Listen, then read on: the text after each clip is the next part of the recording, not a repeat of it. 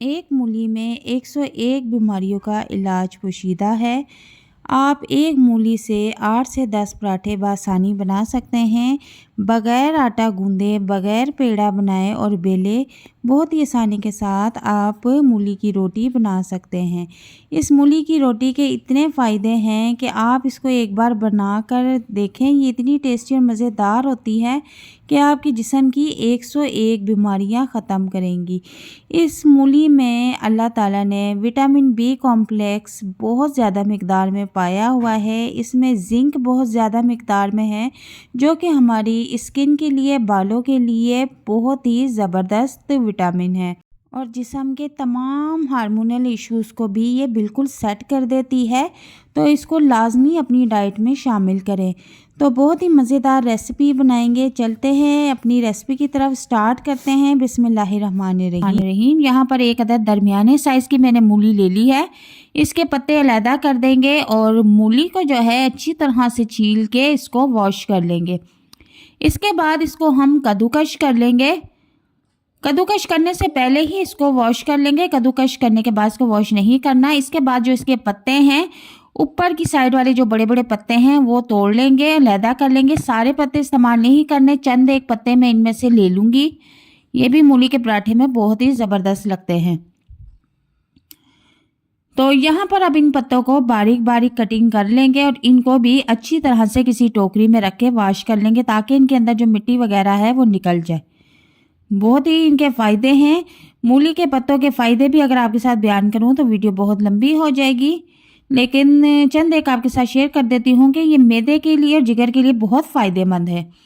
अब यहाँ पर मैंने एक बड़ा सा बाउल ले लिया है और 2 कप यहाँ पर आटा, जो घर में हम गंदम का यूज़ करते हैं, कोई सा भी आटा आप यूज़ कर सकती हैं। आप इसकी जगह पे मैदा भी ले सकती हैं। तो आप देख सकते हैं कि 2 कप मैंने इसमें आटा ऐड कर दिया है।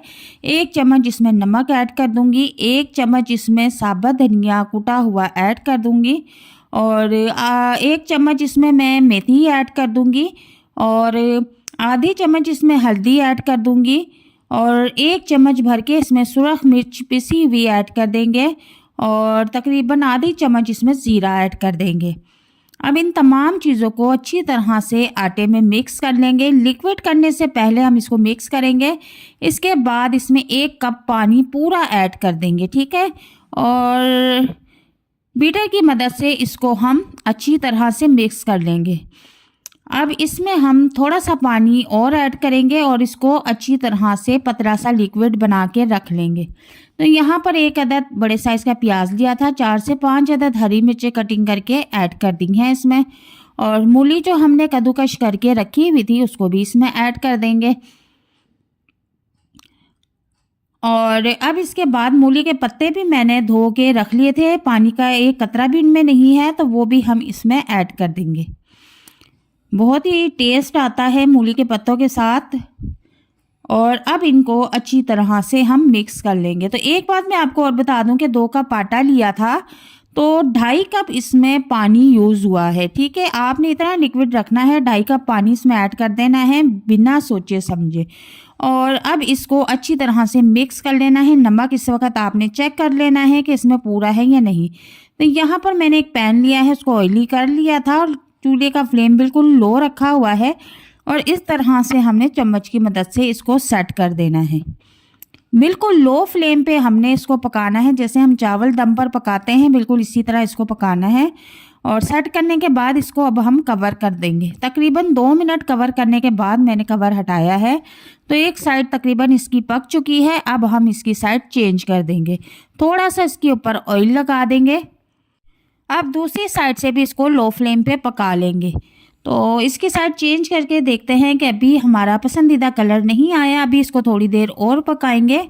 तो वीडियो मैंने तेज़ चला दी है, इसलिए अब साइड चेंज करके देखते हैं। कलर बहुत प्यारा आ चुका है। अब हम पराठे को उतार लेंगे। अब मैं आपको सिंपल तवे पे भी ये बनाकर दिखाती हूँ। अक्सर लोगों के घरों में नॉन स्टिक नहीं होते, तो ये सादा तवा लिया है, उसके ऊपर भी मैंने हल्का सा पहले तवे को ऑयली कर लिया था। उसके बाद लिक्विड इसके ऊपर डाल दिया है और उसको चम्मच की मदद से मैंने फैला लिया है, सेट कर लिया है। चूल्हे का फ्लेम यहाँ भी आपने लो रखना है। लो फ्लेम पे पराठे बहुत अच्छे बनके रेडी होंगे। तवा चाहे नॉन स्टिक हो चाहे सिंपल हो, लो फ्लेम पे आपने पराठे को पकाना है तो ये बहुत क्रिस्पी मज़ेदार बन के रेडी होगा। तो अब इसकी साइड हम चेंज करेंगे, लेकिन इससे पहले हम इसको थोड़ा सा ऑयली कर लेंगे। इसके ऊपर ऑयल लगा देंगे और अब इसके बाद इसकी साइड चेंज करेंगे। किनारे अच्छी तरह से हमने चुड़ा लेने हैं। तो यहाँ पर देखें कि हमने रोटी की साइड बहुत ही आसानी के साथ चेंज कर दी है और अब इसको हम पकाएंगे। अभी हमारा मतलूबा कलर नहीं आया, थोड़ा सा ऑयल हम और लगा देंगे और इसकी साइड हम फिर से चेंज कर देंगे। अब हम इसको पकने देंगे, लो फ्लेम पे ही पकाएंगे इसको। तो अब हम इसकी साइड चेंज कर देते हैं। तो बहुत ही प्यारा कलर आ चुका है, पराठा हमारा जो है अच्छी तरह से पक चुका है। दूसरी साइड से भी हम इसको ज़रा अच्छी तरह से पका लेंगे, थोड़ा सा क्रिस्पी हो जाएगा। तो यहाँ पर आप देख सकते हैं कि हमारा मूली का पराठा बिल्कुल रेडी है, बग़ैर मेहनत के, बग़ैर आटा गूंदे। तो हम इसे भी निकाल कर छाबे में रख लेंगे।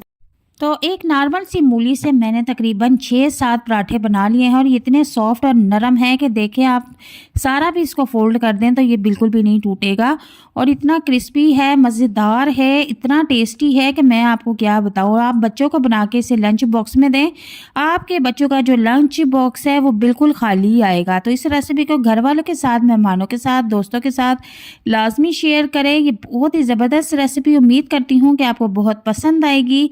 अल्लाह हाफिज़।